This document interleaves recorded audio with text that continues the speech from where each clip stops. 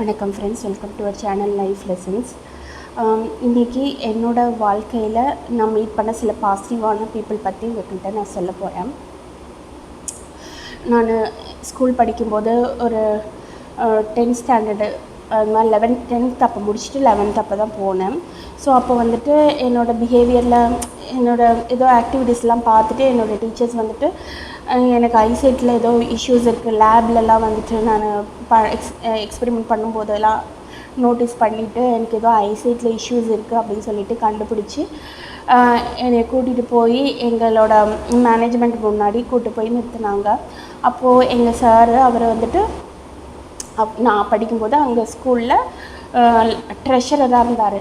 So அவர்கிட்ட போய் இந்த மாதிரி இந்த பொண்ணு நல்லா படிக்கும், ஆனால் வந்துட்டு ஏதோ ஐசைட் இஷ்யூஸ் இருக்குது போல் அப்படின்னு சொல்லிட்டு சொன்னாங்க. உடனே அவர் வந்துட்டு அவருக்கு தெரிஞ்ச டாக்டர்கிட்ட கூப்பிட்டு போயிட்டு என்னை செக் பண்ணப்போ தான் தெரிஞ்சுது எனக்கு இந்த மாதிரி ஐசைட் ப்ராப்ளம் இருக்குது அப்படின்னு சொல்லிட்டு. ஸோ அதுக்கப்புறம் அதுலேருந்து ட்ரீட்மெண்ட் ஸ்டார்ட் பண்ணாங்க. டேப்லெட்டு தான் ட்ரீட்மெண்ட்டு. ஸோ அப்போ தான் எனக்குமே தெரியும் எனக்கு இந்த மாதிரி ஒரு ஐசைட் ப்ராப்ளம் இருக்குது, அதனால தான் நான் வந்து ஒரு டிஃப்ரெண்ட்டாக பிஹேவ் பண்ணுறேன் அப்படின்னு எனக்கே அப்போ தான் தெரிஞ்சது. எனக்கு யாராவது கேட்டாங்கன்னா கூட எனக்கு சொல்ல தெரியாது, ஏன் இந்த மாதிரி என்ன நடக்குதுன்னு எனக்கு சொல்ல தெரியாது. ஸோ எனக்கு அன்றைக்கி தான் கிளாரிட்டி கிடச்சிது. ஸோ அதுலேருந்து நான் எங்கே இருந்தாலுமே மந்த்லி எனக்கு தேவையான மாத்திரையை அவரோட சொந்த செலவில் எனக்கு அனுப்பிச்சி வைப்பார். நான் ஸ்கூலில் படிக்கும்போது மந்த்லி ஆஃபீஸில் போயிட்டு நம்ம போய் மாத்திரை வாங்கி வச்சுருப்பாங்க எனக்கு, நான் போய் அதை வாங்கிட்டு வந்து சாப்பிடுவேன் டெய்லி. அந்த மாதிரி நான் அப்புறமா காலேஜ் போனால் காலேஜுக்கு கொரியர் அனுப்பிச்சிடுவார். அந்த மாதிரி நான் வேறு ஜாபுக்காக கம்பெனியில் ஒர்க் பண்ணும்போதும் நான் ஹாஸ்டலில் தங்கி ஒர்க் பண்ணேன். ஸோ அப்பயும் வந்துட்டு கொரியர் பண்ணி அனுப்பிச்சிடுவார். நான் பெங்களூரில் ஒர்க் பண்ணும்போதும் எனக்கு தேவையான டேப்லெட்ஸை அவர் கொரியர் பண்ணி அனுப்பிச்சிடுவார். அவரோட சொந்த செலவில் அனுப்பி வைப்பார். ஸோ அந்த மாதிரி ஒரு 15 years கிட்ட எனக்கு டேப்லெட் அனுப்புவார். ஸோ கடவுள் வந்துட்டு மனுஷன் ஒரு உருவமாக நான் பார்த்தது அவரை தான். அவர் மட்டும் அன்றைக்கி கண்டுபிடிச்சி எனக்கு ஒரு இந்த உதவி பண்ணலைன்னா இன்றைக்கி இந்த பார்வை கூட எனக்கு நிலச்சிருக்காது.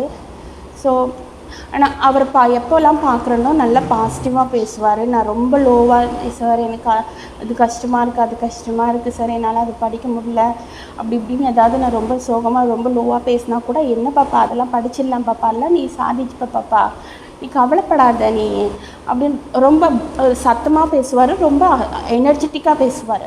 ஸோ அவர் பேசுகிறத பார்த்துட்டு நம்மளுக்கு அப்படியே நம்ம எவ்வளோ லோவாக இருந்தாலும் நம்மளுக்கு அப்படியே வைப்ரேஷன் ஹை ஆகிரும், நம்மளுக்கு ஒரு கான்ஃபிடென்ஸ் அப்படியே பூஸ்ட் ஆகும்.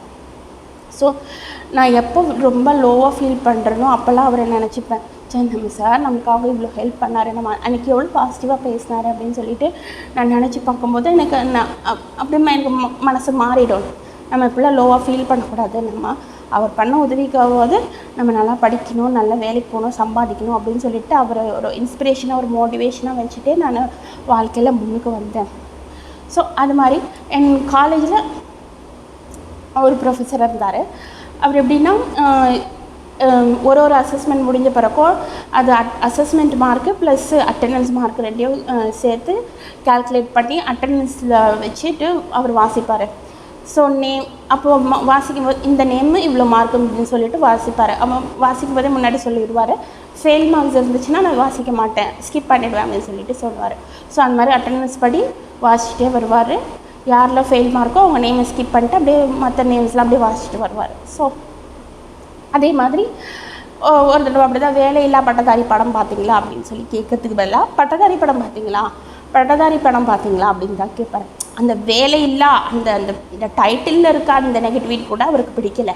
ஸோ அந்த வேலையில்லாங்கிறத கட் பண்ணிவிட்டு பட்டதாரி படம் பார்த்தீங்களா அப்படின்னு தான் கேட்பார். ஸோ அந்த மாதிரி ஒரு பாசிட்டிவான பீப்புளும் நான் பார்த்துருக்கேன். அப்புறம் வந்துட்டு நான் ஒர்க் பண்ணும்போது என்னோடய கொலீக், என்னோடய ஃப்ரெண்டு ஒருத்தவங்க இருந்தாங்க. அவங்க வந்துட்டு எப்படின்னா அவங்க பேசுகிறது எல்லாமே பாசிட்டிவாக தான் பேசுவாங்க, ஸ்டேட்டஸுமே பாசிட்டிவாக தான் போடுவாங்க. நெகட்டிவான பீப்புள் இருந்தால் கூட அவங்கள பற்றி கூட அவங்க பாசிட்டிவாக தான் சொல்லுவாங்க. அவங்க சுச்சுவேஷன் அப்படி, அதனால் அவங்க பிஹேவ் பண்ணுறாங்கன்னா அப்படி பிஹேவ் பண்ணுறாங்க, நம்மளும் அவங்க சுச்சுவேஷன் இருந்தால் நம்மளும் அவங்கள மாதிரி தான் பிஹேவ் பண்ணுவோம் அப்படின்னு சொல்லிட்டு அவங்களுக்கு கூட பாசிட்டிவாக தான் சொல்லுவாள். ஸோ அதில் எனக்கு பிடிக்கும். இன்ஃபேக்ட் நானுமே வந்துட்டு எப்போவுமே எவ்வளோ வாழ்க்கையில் கஷ்டம் இருந்தாலும் எதையாவது ஒன்று சொல்லிவிட்டு ஜோக் பண்ணிவிட்டு சிரிச்சுட்டே இருப்பேன். எப்போவுமே சந்தோஷமாக இப்போ ஏதாவது நினச்சி சிரிச்சுட்டு இருப்பேன், ஏதாவது ஒன்று சொல்லி சிரிப்பேன், என்னை சுற்றி இருக்கிறவங்கள சிரிக்க வைப்பேன். ஸோ ஹாஸ்டலில் இருந்துட்டு ஒரு 2 days லீவில் வீட்டுக்கு போனால் கூட நான் திரும்பி வரும்போது என் ஃப்ரெண்ட்ஸ்லாம் வந்து உன்னை மிஸ் பண்ணோம், நீ எப்போவுமே ஜாலியாக இருப்பேன், ஏதாவது சொல்லி சிரிச்சிட்டு இருப்பேன்ல, உன்னை நாங்கள் மிஸ் பண்ணோம் அப்படின்னு சொல்லுவாங்க. அந்த மாதிரி நிறையா காமெடி ஆனால் டிக்டாக் வீடியோஸ்லாம் பண்ணி அதெல்லாம் ஸ்டேட்டஸ் வைப்பேன். ஸோ அந்த மாதிரிலாம் பண்ணுவேன். ஸோ இந்த மாதிரி நம்ம இல்லைன்னா நம்மளை மிஸ் பண்ணணும், அந்தளவுக்கு நம்மளோட எனர்ஜி பாசிட்டிவாக இருக்கணும் ஃப்ரெண்ட்ஸ். அந்தளவுக்கு நம்ம பாசிட்டிவிட்டியை ஸ்ப்ரெட் பண்ணணும். இப்போ பார்த்திங்கன்னா சோஷியல் மீடியாவில் இந்த சின்ன குழந்தைங்கள்லாம் குடிக்கிறது, சிகரெட் அடிக்கிறது, கெட்ட வார்த்தையில் பேசுகிறது, இதெல்லாமே ஸ்ப்ரெட் பண்ணுறாங்க. நல்லா இருக்கிறவங்களே ஒரு செலிப்ரிட்டிஸு நல்லா இருக்கிறவங்களே வந்துட்டு இறந்துட்டாங்க அப்படின்லாம் சொல்லி போடுறாங்க. ஸோ அவங்க இப்போ ஒருத்தருக்கு உடம்பு சரியில்லைன்னு அட்மிட் ஆகிருக்காங்கன்னு நியூஸ் வந்தால் போதும், உடனே அவர் இறந்து விட்டார்னு உடனே ஒரு யூடியூப் சேனலெல்லாம் போட்டு விட்டுறாங்க. ஸோ அதனால் நல்லா இருக்கிறவங்களே இந்த மாதிரி நியூஸ்லாம் போடுறது, இந்த மாதிரி பொய்யான நியூஸ்லாம் ஸ்ப்ரெட் பண்ணுறதாலையும் என்னமோ அவங்க இறந்தும் போயிடுறாங்க. இதெல்லாம் எதுக்கு ஃப்ரெண்ட்ஸ்? இதெல்லாம் தேவையில்லை ஃப்ரெண்ட்ஸ். நம்மளால் முடிஞ்ச நல்ல விஷயங்களை மற்றவங்களுக்கு சொல்லுவோம், நல்ல விஷயங்களை மற்றவங்களுக்கு செய்வோம் ஃப்ரெண்ட்ஸ். வீடியோ பிடிச்சிருந்தால் சப்போர்ட் பண்ணுங்கள். வீடியோ பார்த்ததுக்கு நன்றி.